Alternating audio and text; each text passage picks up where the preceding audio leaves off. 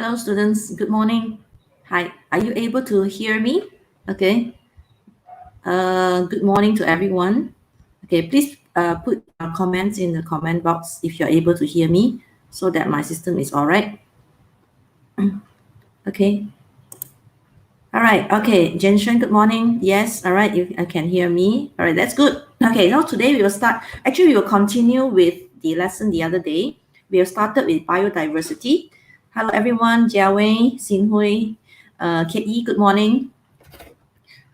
All right, Angela, good morning. Right. So now we will continue with the lesson the other day. So 8.1, we have not finished the other day. Okay, we have just started. I didn't want to continue because there were a lot of terms for you to handle. Okay, so let's look back at what we did the other day. Okay, the lesson we learned about the 6 kingdoms. Okay, how to classify organisms.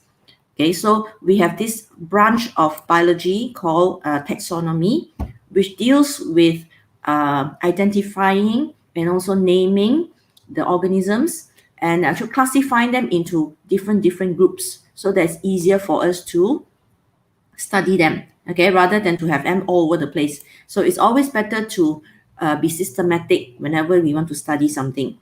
Okay, so we have done the 6 kingdoms, which are archaebacteria, eubacteria, protista, fungi, plantae, and animalia. We have also seen the characteristics of each type.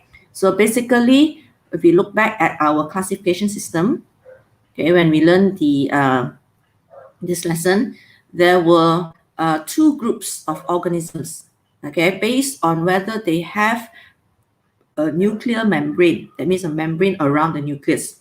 So we all the organisms can be grouped into 2 based on whether they have a membrane. So you have those which do not have a membrane bound nucleus and also other organelles. We call them prokaryotes. And under prokaryotes, we have these 2 kingdoms. Okay, so archaebacteria and eubacteria. Previously, we grouped them together under Monera. That was on the previous classification system and also the previous syllabus, which is KBSM. So in the KSSM, they have decided to follow the latest system, okay, and they have grouped into 2, okay. This system was we call it proposed by Carl Woese. Okay, then you have eukaryote. So all the others which have which do not belong to prokaryote will be eukaryote. They have the membrane-bound organelles. Okay, so there are 4 kingdoms in there. All right. So we have seen the characteristics, so I will not go into the discussion. We will carry out how do we name organisms. So we will look at how we name them. That's why we look at taxonomy now. Taxonomy, hierarchy. Now, what it means by hierarchy?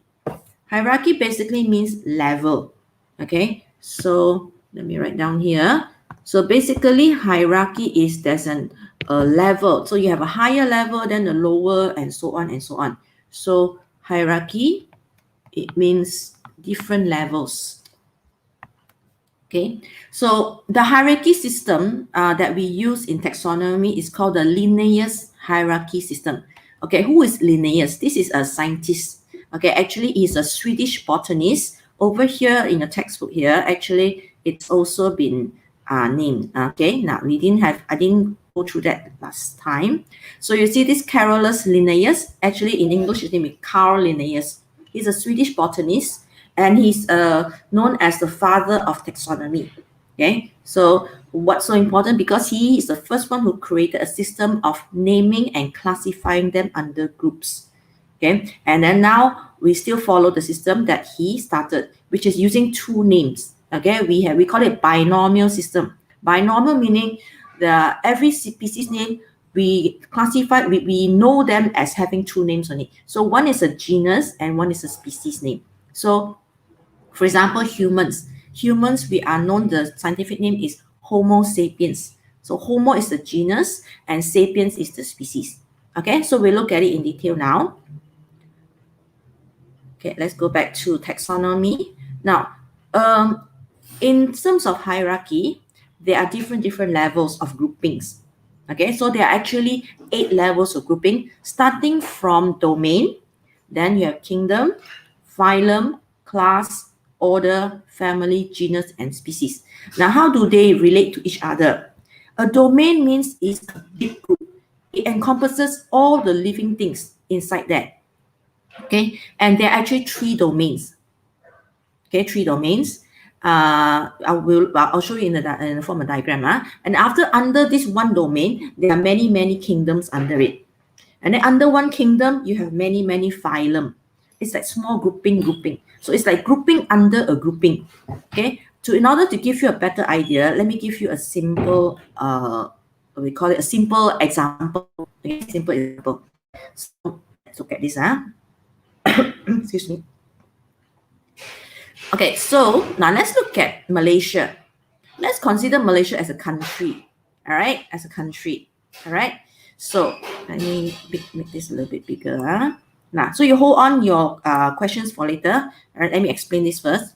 So you have Malaysia as one of the countries in the whole world. In fact, under Malaysia, you also can have there are many countries in there. Okay, then we just start with Malaysia. Malaysia, let's say, represents all the organisms, all the human. All right, all the human under Malaysia. So Malaysia is we call this something like the domain, all right, a domain, all right. Now, under Malaysia, you have your West Malaysia and East Malaysia, correct? Right? You have your Peninsular Malaysia and your East Malaysia. Let's say call this wilayah. All right, you have West Malaysia on this side, and you have East Malaysia. In terms of geographical differences, we can split into 2 groups. You have West Malaysia and East Malaysia. Let's say this is the wilayah. Now, under West Malaysia, right, you have also further classification, correct or not? You have in West Malaysia, you have so many states. Okay, under Malaysia, you have 13 states and 3 wilayah persekutuan. So under West Malaysia, you have Perlis, okay, Perak, Selangor, Penang, Johor, Pahang. So under each one, this is called the negeri level. Okay, so under West Malaysia, you have this negeri level, and each negeri will have its own daerah. Correct or not? So let's look at Perak. Perak, you have Kinta Utara. In fact, you have about 9 or 10 daerah there. So Kinta Utara, I cannot draw all. I can only draw 3 because the branching out will be so wide. Not enough space to write actually. Okay. So actually you start from 1 and you see that it keeps on branching. Even for negeri, I can only write for Perak. I cannot even draw for Johor or Pahang or Penang. So bear in mind that each negeri will have its own branching. Okay, Perlis will have many daerah. Okay, Selangor will have even about more daerah. Penang will have its own daerah. Okay, so under daerah, let's look at just one example. Perak has got about, I think, 9 or 10 daerah. Okay, and then one of the examples with Kinta Utara, you have Kinta Selatan, you have Kuala Kangsar, you will have Kampar is one daerah. You have Batang Padang, you have Manjung. Okay, and then you have also the Taiping there. Okay, so there are so many daerah. And under one daerah, let's look at one daerah, which is Kinta Utara. Okay, so now we're looking at daerah. Under one daerah, you have many bandar. Correct? You have Ipoh, you have Lahad, you have Cemor, you have Menggelembu, you have so many areas. Okay, you may have Jelapang and all that. So under Ipoh, let's look at one, Ipoh Garden. In just the Ipoh town itself, you have many mukim. Okay, mukim is like further division from a town, a small little area there. So you have mukim. Let's say Ipoh Garden. Ipoh Garden, you have many mukims. All right. Let's say you have Ipoh Garden, you have Bercham, you have some other areas. I'm not too sure also. Then under Ipoh Garden, you have many kawasan perumahan. Is it? You have taman. Correct or not? So Bercham was their own taman. So we just look at Ipoh Garden. Ipoh Garden, you have Canning Garden. Okay. You have the Ipoh Garden East. You have Ipoh Garden South. Okay. You have Canning Garden. So under here, Canning, let's look at Canning Garden. Under Canning, in one kawasan perumahan, you have so many jalan. Correct or not? So many jalan. So you have one example is Jalan Rajakam. Then you have Jalan Sisore. Then you have Jalan Johor, Jalan Selangor. Okay, Jalan, there's so many, Jalan Pahang. There's a few many names of jalan that are taken from the name of the states. Okay, so Jalan Rajakam, let's say. And then Jalan Rajakam, of course, in one jalan, you have many houses, correct or not? You have many houses. You have, okay, let's say number 2, 4, 6, 8, 10. So let's say one of them is 10. Okay, so now it's very specific already. We have zoomed down from something that is very general in Malaysia. Then we actually zoom down to your, let's say this is your house, number 10 Jalan Raja Kam in Canning Garden. Okay, so they come to very specific. So the same thing goes for your classification for taxonomy. So we start with something, a very general group. In that general group there, you have many, many organisms, which are all different. And then from that one group, we split into smaller groups. Okay, from that small group, we even split into smaller and smaller and smaller and smaller groups until we come to a specific organism. Let's say human. Okay, human, there's only one species, which is called Homo sapiens. Okay, so you see the whole idea, not? I just want to give you this idea to let you know that in classification, as you come down to the level, it becomes very specific. If it's highest level, this is called a higher level of hierarchy, like wilayah, right? It's something very general. And of course, Malaysia is the even higher one. This is just the negara, right? Negara. So this is how taxonomy works even for botany, yeah, even for biology. Okay, now don't forget that you also, each one will have its own branching out. Each one will have its own grouping. Okay, so in fact, it's not possible to draw everything on one piece of paper. It is very, very wide. It's like the roots of a tree, you know. It branches out, branches. So always all this diagram, when you talk about classification, all that, you always see this tree diagram where you have the branching. So they all branch out, and at the base, at the what they call the end of it, we call it the tip. You have the specific organism there. And at the root is the beginning one. You have something that is the we call the ancestor, all belongs to that group. Everything in this thing we're talking about belongs to that major group. Okay, so this is the same thing we go for we call it biology. Okay, so we look at biology now. We bring this idea back into biology. Okay, so same thing. We will have, for example, right now you look at all these classification levels. We call it levels. We call it hierarchy. You start with domain. Okay, then you have kingdom. So how does it work? Let's say all organisms in this whole world. All right. Okay, don't care whether they are plants, they are animals, or whether they are bacteria. As long as they are living things, they are called organisms. So they come under one big group. Okay, now organisms, as long as they, of course, they carry out respiration, they can grow, right? They are able to, they need nutrition, right? All the 7 characteristics of living things. If they have all that, then it's considered an organism or a living thing. So under organisms, we can divide into 3 major groups. We call it domain. So domain, you have 3 major domains. They are called archaea, and then bacteria, and eukarya. Okay, so archaea and bacteria come under the prokaryote, the one that we've seen earlier. Prokaryote are those which do not have membrane-bound organelles. For eukarya, they're under all the organisms under eukarya are eukaryotes. So they have all the organelles have membrane. Okay, so first of all, domain, there are 3: archaea, bacteria, and eukarya. Now under archaea alone, there are 1 kingdom only, right, which is called archaebacteria. Bacteria, 1 kingdom called eubacteria. For eukarya, you have 4 kingdoms: Protista, fungi, plantae, animalia. So we have actually seen kingdom in our previous lesson when I said there are 6 kingdoms. Remember, we've learned archaebacteria. We've also seen eubacteria. Then we have seen Protista, fungi, plantae, and animalia. So there are 6 different kingdoms. Okay, so 3 domains, but 6 different kingdoms. Now, so let's look at one by one. Okay, each kingdom. Now, one kingdom will have further branching out. Okay, because each organism in the kingdom, some of them, they have a little bit of differences with another. So you can't put them together already. So you got to put them separately. So the next level of classification is called phylum. Okay, phylum is the next level that comes under kingdom. So under archaebacteria, there are about 5 phylums, or we call it phyla. A phylum is singular. If you say 5, you say 5 phyla. Phyla. Okay, this is plural for phylum. So there are 5 phylums. Okay, and as I say, I don't want to give you all the names. It's very, very complicated and it's very difficult to remember. You don't need that. Okay, what I'm giving you is what you need. What you really need is what I'm giving you. I won't give you anything that is too complicated that you may not need it for your exam or you may not need it for, and then you will end up spending too much time memorizing the unnecessary things. So I'm giving you this so that you can really understand the whole system. So under phylum, all right, let's say one phylum, let's say phylum A, okay, no need to give you the name, phylum A. Under one phylum, again, like I said, in that small group of phylum, there will be different organisms that maybe exhibit a little bit of different with another one. So again, we can further divide into another few more groups. So we call it class. So let's say one phylum A here got 4 classes. Okay, 4 classes. Let's say X, Y, Z or whatever, W, X, Y, Z. Okay, let's say this is a class Z.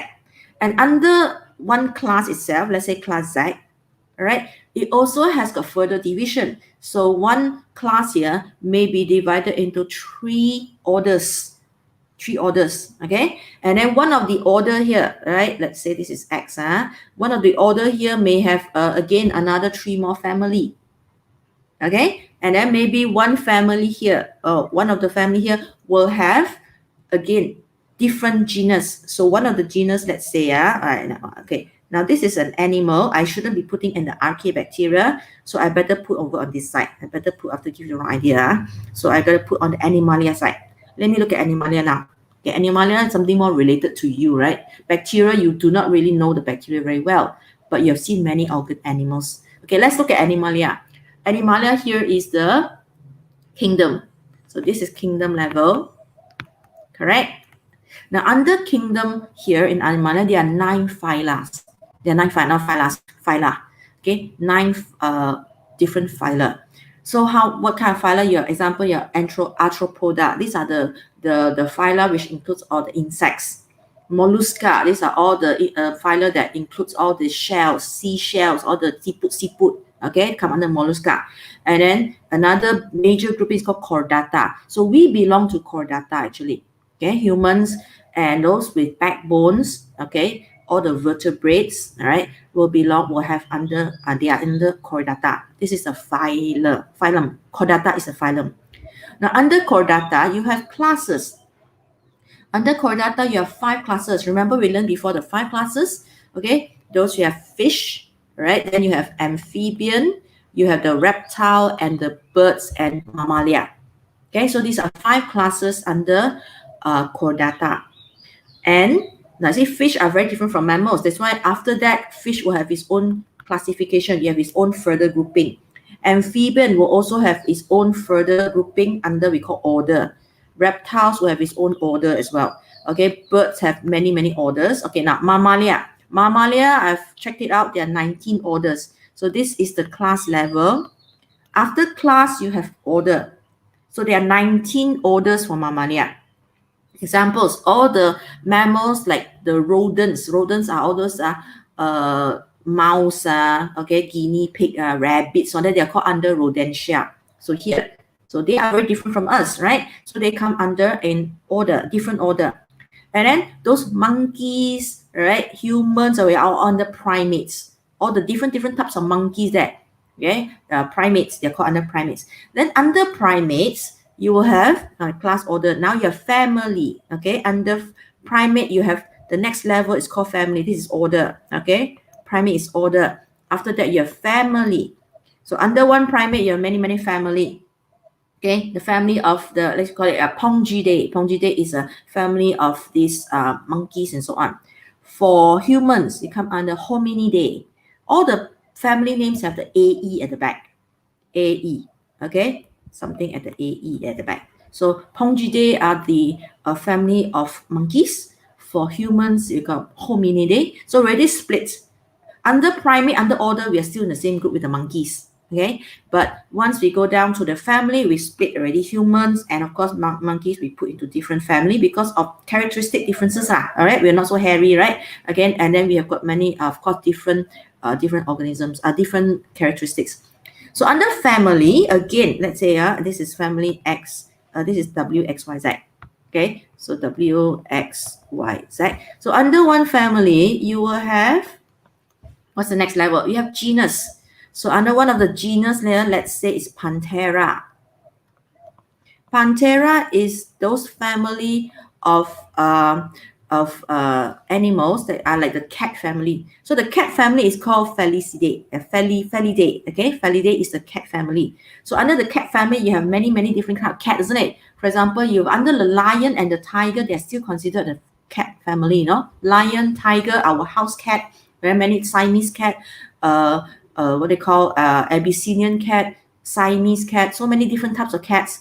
The wild cat, okay, cougar, panther, all that come under family, same family. But here now we split off to genus. Panthera is the genus. Then of course you have another genus. Under Panthera, you have many species. Okay, this last level is species. So this is genus. Now, what I want to tell you is, let's say, for example, under Panthera, you have cats, okay? Under the Panthera, different types of genus. So, if it's a tiger, we call it Panthera tigris. This is for tigers only. Then, lion, Panthera leo. Okay, Leo tiger. And then you have a panther, Panthera pardus. Okay, then the mountain cat will have a different name. Okay, so you see under here, you have species. So how do you name them? Or according to Linnaeus, we must take the name of the last two, which is the genus and the species, to name that specific organism. So if we want to go back to so many, we cannot be using 7, 8 names. It's so long. Chordata, Mammalia, Primate. Then you have Felidae. Then you have Panthera. Then you have tigris. So we don't need to have so many. You just take the last two, which is called Panthera tigris to show tiger. Panthera leo to show all the different types of lion. Then Panthera pardus to show all the different types of panther. Panther is why you say in Mandarin you say pao. In Cantonese you say pao. Okay, it's like a cougar or panther. And then you have also jaguars and so on. So they're very specific already. As you come down to here, it becomes very specific.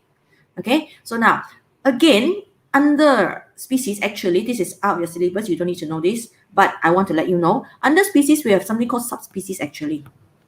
Okay, because you see, in terms of tiger only, scientists have found that there are slightly differences between the tiger that we get in Malaysia with the tiger that you get in India, and also tiger that is in Russia, and tiger that's in China. So you have tiger that is spread out all over the whole world, correct? In different habitats. So maybe because it's due to habitat, they have evolved over time. They have slightly different adaptation. So here we find under Panthera tigris, sometimes you have another name over after that. So you get 3 names. Okay, so that's why when you do your herbarium, I noticed that you've written the genus and some of you have written the genus name, which is wrong. You must have the genus and the species. And sometimes you get the 3rd name after that. This is actually the subspecies. Okay, so now you look at the example here. Tigers.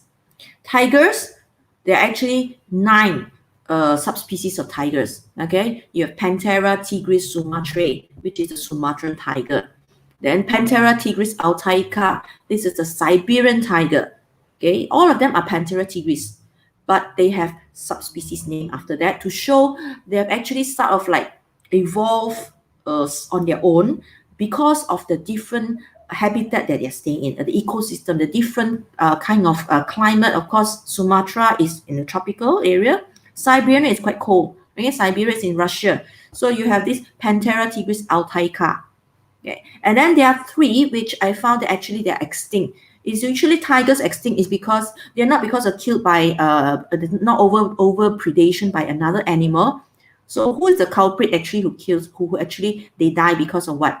It's because of actually human. So human have actually killed many of these tigers over many years. So we actually the worst predators. Okay, we have actually done a lot of harm to our earth. So it's up to your young generation like you to actually preserve. So that's why now the kesedaran, the awareness of green earth is very important. Global, okay, globally we are trying to help, actually help to revive back our earth, because humans actually are doing the worst to the earth, right? They're actually killing a lot of animals to the extent that many are extinct. Like Javan tiger, they are already extinct. Okay, Panthera tigris sondaica. Then you have the Bali tiger, they're also extinct. And the Caspian tiger, Panthera tigris virgata, they're also extinct. So there are now left only six subspecies. 3 have already extinct. So you have Sumatran, Altaica, okay, Corbetti, Jacksoni, another one in Malaysia, Malayan tiger is called Panthera tigris jacksoni. Okay, so you don't need to remember this. Don't need to remember the names of the subspecies. Just for you to know that there is something called subspecies. Okay, another one, another 2 more, Panthera tigris amoyensis, South China tiger, and also the Bengal tiger, the one is in Bangladesh and also India. They're called the Bengal tiger, Panthera tigris. So there are only 6 remaining. Okay, the other 3, we can't bring them back because once you're extinct, the gene is lost already. You can't have any existing survivor to carry the gene to the next generation. Okay, so now this is an idea for you to know how it's classified. Now let's look at the naming system. The naming system is called the binomial system, using 2 names. Okay, so before that, let's teach you how to remember. How to remember this hierarchy. Again, the hierarchy is referring to the domain, from domain right down to the species. The hierarchy, always you find that the most general is the domain. Domain, everything goes inside there. It's called domain. All right, many organisms go inside there. As you come down the classification, it becomes more and more specific. So how to remember? Domain, kingdom, phylum, class, order, family, genus, species. I just remember it COFGS. Okay, and a KP is pengenalan. I remember that. Last time your KBSM syllabus, you don't have the domain. Okay, now your KSSM syllabus, they put in the domain. Okay, which is more inclusive lah. All right, better for you to learn the latest development in the world of science, in the world of biology. So we follow the syllabus. We revise it from time to time to keep up with the changes. Okay, now how to remember? This is one method. All right, this is a notes that I've got from a teacher who's so gracious to share it with me. So this is sweet girlfriend, order, Coke, Pepsi, Kickapoo. But I don't know whether it goes right back to domain. There's no domain there. So you go from the bottom up. Sweet is for species. G is for genus, girlfriend, genus, family. Order is order lah, same. Coke is class. Pepsi for phylum, Kickapoo for kingdom. Okay, and domain, there's no domain there. Okay, so one method for you to remember, you can devise your own. In fact, this is a good method for you to learn. You've got to make your own sentences to teach you or to aid you to memorize things, because you can't run away from memorizing things when you study, right? Okay, excuse me. So now let's look at how to name. Okay, before we name it, let's look at the different examples. Okay, sorry. Now let's look at tiger. Tiger, we've seen the Panthera already. Human is Homo. Now you see that tiger, human, and cockroaches, they are all under Animalia. So they belong to the same kingdom. Okay, domain is, all of them have real, they are called real nucleus. That means there is the membrane around the nucleus and also the organelles. So they're all eukarya. Okay, but you notice that tiger, human, and cockroach, they're so very different. Even though they belong to the same kingdom, later on they will branch out. For tiger and human, all right, of course, they're more similar to each other compared to cockroach. That's why they will split quite early. See, your phylum, you see, tiger and human, they still belong to the same phylum, which is Chordata. The reason is because they have backbone. Okay, now that's one of the classification, one of the reasons. Chordata, one of the characteristics, you have backbones. Okay, now cockroaches, they don't have backbones, correct? They are very small organisms. They have hemolymph inside there. They don't even literally have any bones. They have outer skeleton. They have the exoskeleton. Okay, for the chordata, they have the endoskeleton. So that's why they split quite early. Cockroach at the phylum level, they do not come to the same group with the human and tiger already. They are in their own phylum. Now, once they split already, they can never join back. Okay, remember, isn't it? So you know, isn't it? Once you already go into a different grouping, you go further and further away. So cockroaches, once you're in different phylum, you can never be in the same class with the human already. Once you're in a different phylum, you only can go further and further away. You don't come back together. So you see, when you have a different phylum, definitely they are also different class. Okay, when you are in different class, definitely it will be different order already. Okay, let's look at human. Now, tiger and human, they still have the same class because they are mammals. Okay, they have fur on their body. They look after their young. They produce milk. Mainly it's because they produce milk. They're mammals. They nurse their young. Now, then after that, they will split in the order category. In the order, the next level, you find that humans and tiger, they are different. One of the reasons is because humans have opposable thumbs. We kind of fingers. We're very dexterity. Our dexterity is very high. We can use our hands to hold things, just like the chimpanzees. Chimpanzees also can use their hands to hold things. That's why humans and chimpanzees and the apes, they come under the same order, which is called primates. Okay, they have opposable thumbs. Opposable thumb is very important. That means you can catch, you can grip things when you have opposable thumbs. Okay, it makes them very some of the chimpanzees are very smart. They're able to use things as tools. They use the rock. If they find something they cannot break, they use the rock and then they smash it. So they are quite smart. Okay, but tiger, you see, they only have the paw. They don't have thumbs. They cannot use their hands to grip things. Okay, now that is one of this. I'm giving you a lot of extra information, so give you a wide idea of how the things are in this world. Okay, so carnivora is a different order. This is for tigers. Okay, and of course other animals are also under carnivora. Then for humans and apes, all the kind of primates. Now then, for the tiger, let's look at Felidae. Felidae is a family of the tigers. In fact, all the cats also come under there. It's called the cat family. See all the AE at the back here. When you see the AE, you know this name is a family name. Okay, Hominidae. For human, it's Hominidae. Then after that, under one Felidae, you have many genus. So one of these is called Panthera.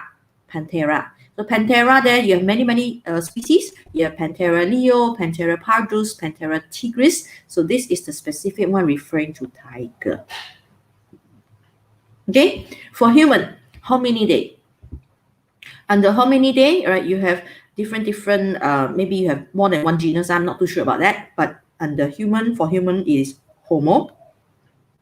And under one genus of Homo, there's only one species. So the scientists have classified them as actually only having one species. That means all the entire human population in the whole world. Doesn't matter whether you're Indian, you're Malaysian, you are Chinese, you are African, you are American, or you are, let's say, Caucasian, or whatever race you are, right, all over the world. They are all classified under the Homo sapiens. They are considered as same species. Now, you know why? The most important criteria in order for you to identify, according to biology, whether you know this species A and species B, whether they are the same species or not. Let's say animal A, animal B. You want to know whether they're the same species or not, you have to look at whether they are able to we call mate. For animals, we say mate. For human, we say marry. If they marry, they can marry, they intermarry, and they are able to have children. Means they can have the next generation. Okay, they're able to have a next generation. They can give birth to babies, and this baby is not sterile. Means the baby can have baby the next generation. Okay, it means they are bukan mandul. So if you have A marry with B, and you can have babies, and this baby is not sterile, the baby can have baby in the next generation and so on. That means A and B must belong to the same species. This is what scientists has spell out the syarat or the condition in order to know as whether they are same species or not. Okay, so humans, as you know, even though they have intermarry, isn't it? Different races, they marry different. Chinese can marry Indian. Okay, of course, Indians can also marry Caucasians. So in fact, that there's no case whereby this race will marry this way, they cannot have children. Okay, not because of that. They of course they have problems with maybe their reproduction system. That is not from this method. All right, our method is when you have in the same species, you should be able to have children. All right, okay, so that's why here you have Homo sapiens, you're only one, because we know that from history that any races can marry and you can have the next generation. So if X and Y, let's say X marry with Y, okay, for example, lion and tiger, okay, scientists have found they have actually purposely have a mate, a lion with a tiger, all right, they mix it together, you get a liger, or the other one is tigon, tiger and a lion, you add together, you get tigon. They found that in the next generation, you can have a baby, right? But this baby is sterile. They are not able to have to the next generation. So that means your lion and your tiger, they are not the same species. That's how they actually specify the species according to biology. Okay, so Homo sapiens, they're able to. So if you look at plants, hibiscus, this is the bunga raya, and this is the maize. You notice that hibiscus and the plants and the animals, they are so different. Okay, let me draw a line here. So that's why they split quite early. In fact, in kingdom, already different kingdom. Okay, for tiger, human, cockroach, they belong to the same kingdom, Animalia, but hibiscus and maize, they belong to a different, which is called kingdom. So they are already different. So, okay, then after that, you have spermatophyta, right? Then here, they will only split at the class or level, which is dicotyledonate. This is dicots, and this is the monocot. Okay, then you have the order Malvaceae. Once they're different class, they're definitely different order already. Okay, and family Malvaceae, hibiscus Malvaceae, and maize is Posea. Then you have hibiscus as the genus name, and species is Rosa sinensis. So you want to name it, you must put together hibiscus Rosa sinensis. Okay, for maize is Zea maize. Okay, so this is how the method of naming. Now I'm going to tell you how to write it then. Use this Linnaeus Binomial System. You must use, again, I told you, one genus and one species. Now the genus name must be capital letter. This is important, must be. You cannot write the genus, let's say Homo sapiens, you cannot write H-O-M-O like this, cannot. You must write capital letter. And the species name must be small letter. So capital Homo, H, capital H, and small s. You cannot have it the other way down. You can have both small letter, you cannot have big letter. So this is the first syarat. Okay, number one, actually this is the second one. First one is genus and species. You must have two names. Okay, capital letter for genus, small letter for species. And most of the names that are used here are Latin. Okay, Latin, this is because they started, this is actually Latin is a dead language. There's no more active speakers. There are no more speakers in this, natural speakers in this world. So they do not change very much. So that's why we want to use the Latin. And they are always printed in italics. If you are typing it, it must be typed in italics. Italics means the words that is slanted, slanted like this. This is the way we call italics. Must be typed in italics. If you handwritten, you write in your hand, with your hand, you cannot write like this because your handwriting is already slanted. So what you do is you have to underline. This is the third syarat. Okay, condition. So do it correctly. When I was checking a herbarium, I noticed that many of you didn't know this. So of course it's unforgivable if you haven't learned it yet. So you should know how to do this from now on. Okay, so here Panthera, you can write like this, Panthera leo by typing it. If you cannot type, you cannot write it, I cannot type it, you have to write it, but you must underline separately. So Panthera, you underline on its own, then Leo on its own. Now, sometimes you can also use the name on its own, to generic name. For example, Paramecium amoeba. You also use it together. But once you use Paramecium, you must follow, once you use the species name, you must follow with genus. You cannot just say Chordatum. Let's say P. Chordatum. This one is okay. You do not, you can shorten the genus name, P. Chordatum. This is Paramecium chordatum. Okay, Paramecium aurelia. So you have to, you cannot just say Aurelia alone. Once you say Aurelia, you must say the Paramecium. But you can say the genus alone. Can. Or sometimes they write, if you do not know the genus name, you just put P Paramecium. And you do not know the species name, you just put SP at the back. Like this. Underline the Paramecium and you put the SP. SP means it's general. It could be Chordatum, it could be Aurelia. It could be many different other types of species. Okay, like Amoeba proteus. If you want to say Amoeba, perfect and fine. It's a generic name. Or you can put Amoeba SP. Okay, now also sometimes a scientific name can be also be given according to people's name. Okay, a person who maybe found it. Okay, it could be a name of a person, a place, or a characteristic. For example, Escherichia coli.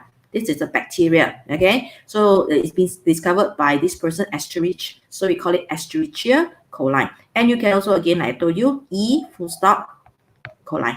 Okay, so this to show this is shorten. Shorten. You can only shorten the genus. You cannot shorten the species.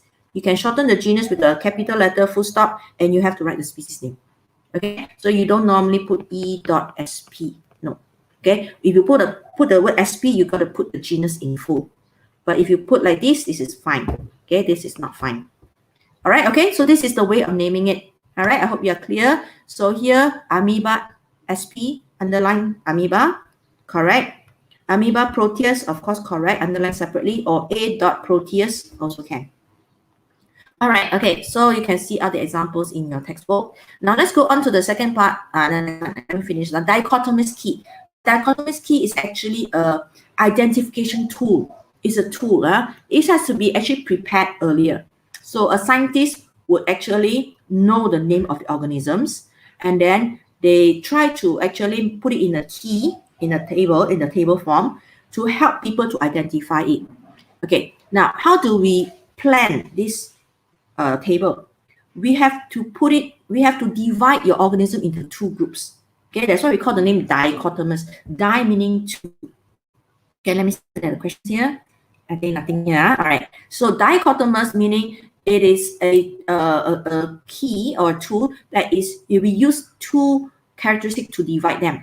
We divide them using a series of couplets. That means usually like this. If I look at all these organisms, let's say you do not know the name, the scientists have already planned a table for you. Now, which one do you think looks like animal? Which one do you think looks like plants? So let's say, for example, these are all labeled A, B, C, D lah. Okay, you do not know the name. So I delete all the names, because if you know the name, then it defeats the purpose. The reason of using the dichotomous key is to find out the name, is to find the name. So let's say D, E, F, G, H, and I. Let's say I look at H, okay? Of course, you know it's the hibiscus, all right? Let's say I do not know. Okay, I think it looks like a plant. It's not an animal, right? So if I, like this, I go to key number 1 here, 1. So I look at 1, it's a plant, right? 1B, okay. So at 1B, I will go to 6. Okay, someone has planned this for me, all right? So I go to 6, then I think in primary school, you have done this before. Okay, go to 6. Now go to 6, whether it has seeds or does not have seed. So in order to find out, I must go and examine the organism. I must open up, I must see, okay, whether it has seeds or not. Actually, seeds is actually the ovule. If you open up the pistil, you will find that there's ovule inside there. All right, so it has seeds. If it has seeds, I go to 7. I go to 7, whether it's flowering or non-flowering. So I can see, definitely I can see the flower there, right? So it has to be hibiscus. Now, notice that this key is only specific for this group. For this group of organism, if I add in another organism here, I have to redo my whole table. This dichotomous key is only specific for this group of organism. It's for you to find out the name. So somebody must know the name first in order to plan out all this. Now, how do they do it? It's actually always divided into two groups. So the most important thing here, the first thing is you see, what two groups can I divide it into? What two groups? Okay, what two groups? I can definitely see some are animals, some are plants. So the first grouping is I can put animal or plant. Okay, I don't see any bacteria there. If I have bacteria there, then I have another problem. I cannot put into 3. I cannot have animal, plant, and bacteria. Then that is not a dichotomous key already. Dichotomous key must always be divided into two groups. Okay, let's say I have animals and plants.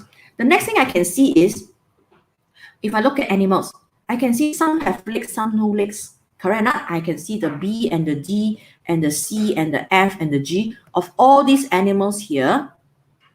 Some have legs, some have no legs. So this is my next category of division. So I can divide them whether they have legs or no legs. Again, two groups. You don't divide them into 3 legs, 4 legs, 5 legs, 6 legs like that. You cannot have more than 2 grouping. It's either yes or no. Right? Whether you have legs or no legs. It's the easiest way. When you want to divide, make a dichotomous key, you divide them into whether you have or don't have is easiest. Okay? It's only 2 groups only. Whether 有没有, that's all. Easier. Then, if it has legs, now what about the legs? You see some, I noticed some with legs, some will have 4 pairs. Okay, some will have 3 pairs. So from the legs one, I can further divide whether we have how many pairs. Whether you have 3 pairs or more than 3 pairs. Don't say 4 pair, 5 pair. Then you get more than 3 groups already. More than 2 groups already. You must have 2 groups already. 3 pairs, more than 3 pairs. Then next, I can also see some got wings. Okay, now those who have this one got wing, you see, got wing, no wing. Then I can have those with the 3 pairs of legs with wing is a butterfly already. Okay. At the end of every dichotomous key, there must be the name. This is helping you to identify already. At the end of it, you must come to a full stop, right, where you can actually know the name of the organism. So that is how it is done, right? So you have to identify the name using this dichotomous key. So this is specific. I remember it's only specific to this group. Only this group of organisms with 8 only that I can use this key. If I add in another organism, I have to redo everything because this organism will have different categories. I will have to look at it and have to divide again. So, and one important thing is the key here is based on the classification is based on obvious and observable. It must be something that you can see. It's a physical feature that you can see, whether it has legs, whether it has got wings, whether it has got antenna, whether it's got eyes. Okay, whether it's segments, the body has got segment or not segmented, like earthworm has got segments. Okay, and the insect also got segments, head, the thorax, and abdomen. So you have to look at all this. Now, if you don't use the key, the table form, you can also use in chart form. Okay, there's a spider dichotomous. Spider means they branch out. It's like a spider legs like that. Okay, so you can also do it. Always divide to 2. You can see 1 branch to 2, 1 branch to 2. At the end of it, you always have the names. Okay, so if you are keen, you can actually try one. You can also do one. You collect a few samples or pictures of organism, and you can try to devise your own dichotomous key. Okay, and then you can give it to a little brother, a little sister. Okay, now try to find out what's the name of all this. So you sort of like bring up their observation skill. Look at this on animal. Got legs, no legs. Then you can find out the name. Okay, let's go on to the next part. We're running a bit short. Okay, biodiversity. Now, bio, as you know, is means all living things. Diversity means variation, many types. So in this world, all right, we have find that so many different species, and even within the same species, you have different organisms, different traits. For example, me and you, we are under the same Homo sapien species, but I don't look exactly like you. Okay, maybe the shape of my face, the size of my eyes, okay, or maybe blood group. Okay, blood grouping is different. The type of hair I have, maybe yours curly, maybe mine is straight. So in terms of diversity, there are many different. So diversity can be divided into 3 types. 3 types of diversity. Okay, number 1, genetic diversity refers to the differences in the genes. We call it a gene variation, and this is usually we used to identify or to separate, what we call it, to differentiate between organisms of the same species. This is for same species. For example, elephant A, elephant B. Okay, maybe there are slight differences in the body color, the skin color, or maybe there are slight differences in terms of the tusk or how long their proboscis, or we call that their nose. It's not really nose, it's called proboscis. So we are talking about the same species. Even in the same species, we are different. All humans, they don't look the same. They have different skin color. So this is referring to genetic diversity. So it's because of genes. Okay, it's because of genes that they are different. So humans, different races, because they have in their genetic pool, they have different genes. Okay, so this is what it means by genetic diversity. Now, species diversity is referring to differences among different species. For example, lion and tiger, they're considered different species. Definitely, there are differences there. Okay, the body shape, the body size, and all that is different. So that is called species diversity between organisms of different species. Genetic diversity, same species. These are the differences. Species diversity, it is the differences between organisms of the different species. Now, ecosystem diversity is the differences in the conditions where the organism stays. And this is called the ecosystem because, like, for example, animals that live in the sea, all right, they have their own ecosystem, the marine ecosystem. The sea is marine, all right? And they'll be different from the organisms who live in the forest, okay, tropical ecosystem. And also they'll be different from the ones who live in Siberia, which is very cold, okay? That's the taiga. Taiga is the ecosystem over there. Then also different from the animals that live in the desert. So the ecosystem referring to the conditions or the habitats, okay? So you have the ecosystem on the land, in the sea, okay, and also other different types. So it's in the areas where they stay, all right, desert or swamp or the ocean. So this is referring to the diversity in the ecosystem. Okay, so there are three types of diversity. Okay, now let's look at the next part, which is phylogenetic tree. Okay, what's phylogenetic tree? Yeah. Okay, so let me look at this one.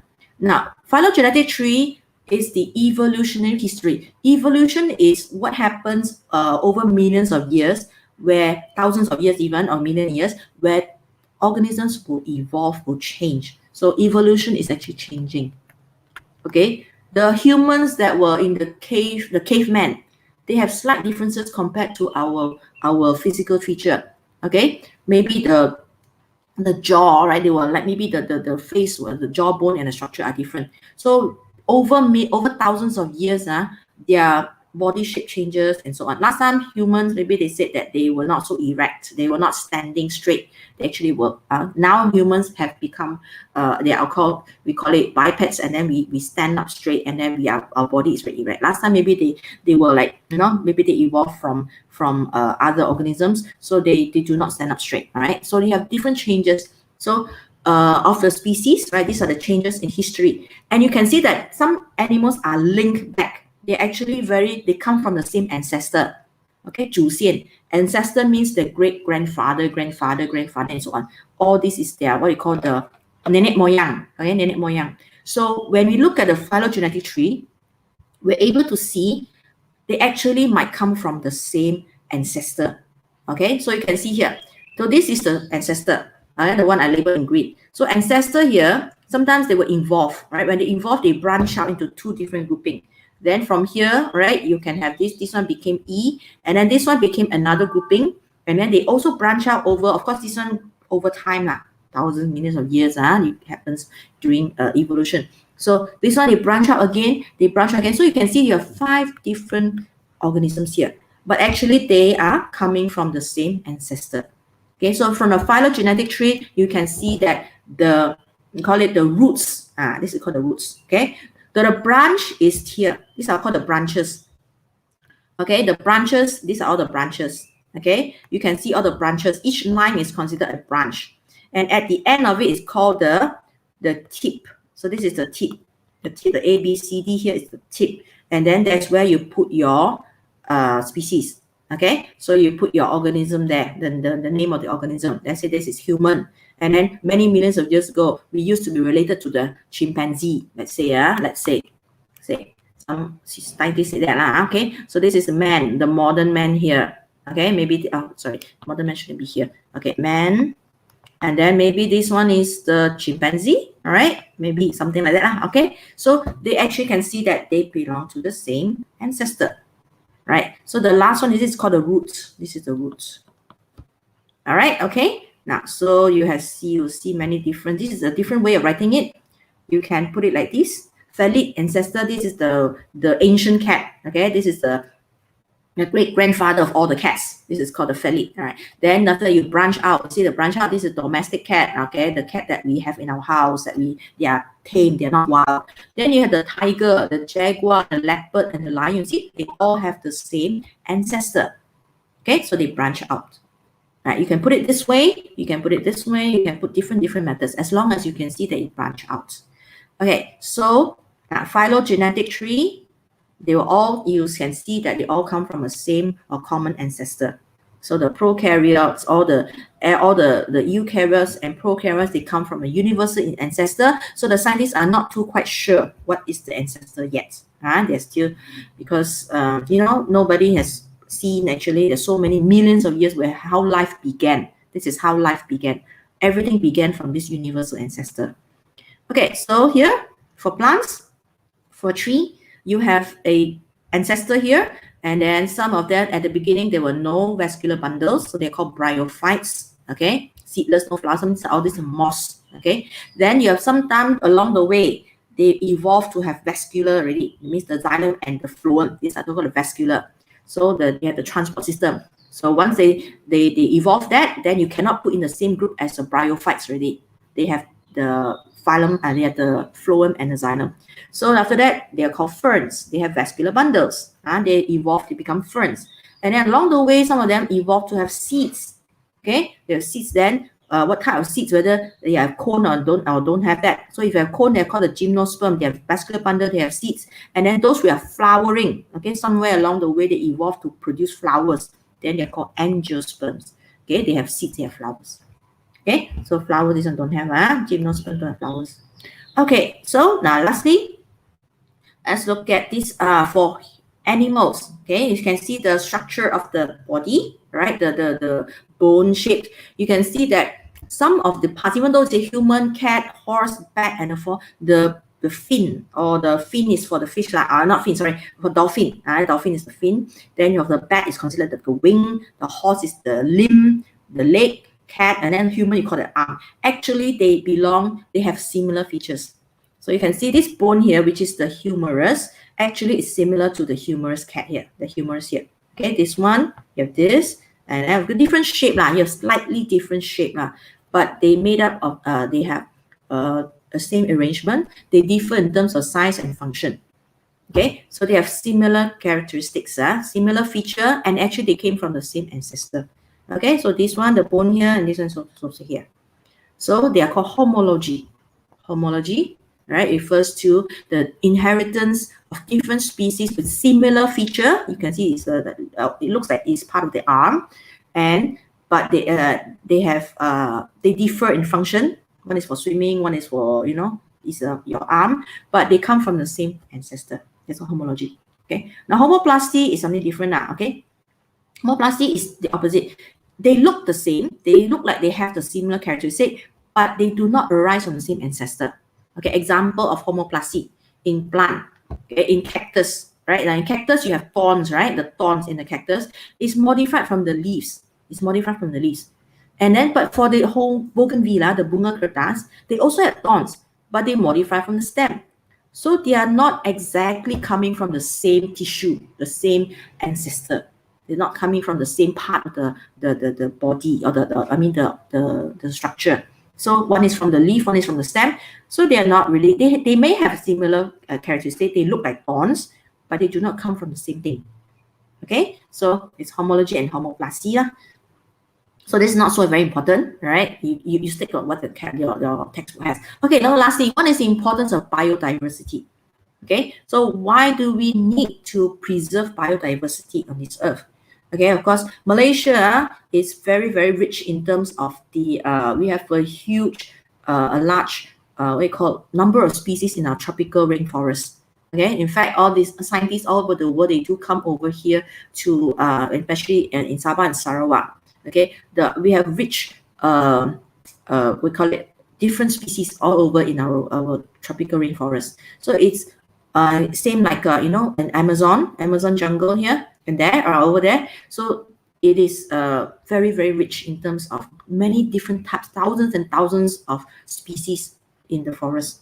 So now why do we need to preserve it? Okay, if we don't preserve it, of course, once it dies, like the Javan tiger, all this is extinct. You cannot bring it back. You will have less number of species. Why is it important? What's our tropical jungle important for? Why we need to preserve the biodiversity? Because our tropical rainforest, it provides a lot with raw materials.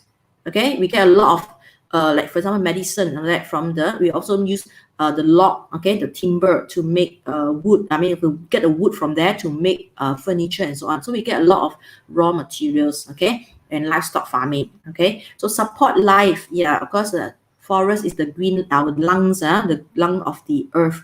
So it's providing habitat for animals in the forest. It sustains the carbon cycle, the oxygen cycle, okay, carbon cycle, the water cycle as well, right? Water, it is a catchment area for water, provides clean water and air, okay, facilitates pollination, so insects will help to pollinate, control pests, and treats effluent. Effluent means the dirty water, okay? Okay, next, scientific research, okay? scientific researchers, it also supports scientific researchers in biotechnology, so in pharmaceutical. Okay, so there are a lot of raw material that we have in the forest. That's why scientists always like to go into the forest and they take samples and then they investigate there. Okay, they have to do their research. Recreation, there are people who love the forest, they love the 大自然, the nature. They tourism, right? Bird watching. Some people, they like to bird watch. They armed with the binocular, they go into the forest and they just want to look at the birds. They don't catch them, right? Just look from afar and to identify the beautiful color on their feathers and all that, to identify what kind of birds they are. Mountain climbing, some people love to do mountain climbing. Camping, fishing, these are people who are very close to nature. Okay, they love to be around nature. So they are also inspiration to artists. They draw, okay, they draw the pictures of the mountains and so on. Okay, and also designers, so they get their ideas from the forest. And the national identity is a symbol of a country. Okay, like for example, Malayan tiger is a symbol of the national symbol of Malaysia. Okay, strength, it signifies strength. Okay, and biodiversity will symbolize our religion, culture, and national identity. So we should preserve it. So as a student, what can you do to preserve? What can you do on your part to preserve biodiversity? Okay, now let's say this is a K-BAT question. What can you do? So you don't talk about imposing laws. You can't do that because you are not the government. So always read the question carefully. If the question asks you for what you can do as a student in your capacity, okay, not what the government can do. So you don't answer things like the ban here, ban there. All right, you find the factories who dispose of all these effluents into the river, into the sea, and so on. No, you cannot do that because you're not government. So what you can do is actually like this. You don't kill animals.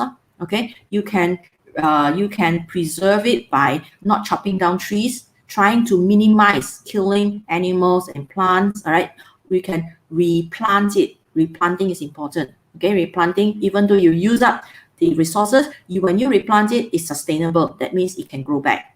Okay, and also cut down on combustion. That means you do not burn rubbish, right? And do not, and also because the pollution from the air is going to affect your these plants here. Okay, the biodiversity. So ban or do not open burning, do not carry out open burning, and these kind of things. This is what you can do.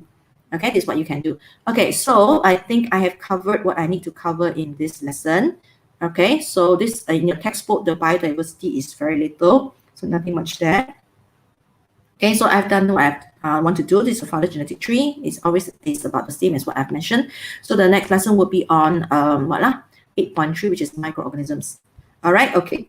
So we will end here now. All right, so I will discuss with you further in the discussion afterwards in the Google Meet. So I will see you in the next lesson.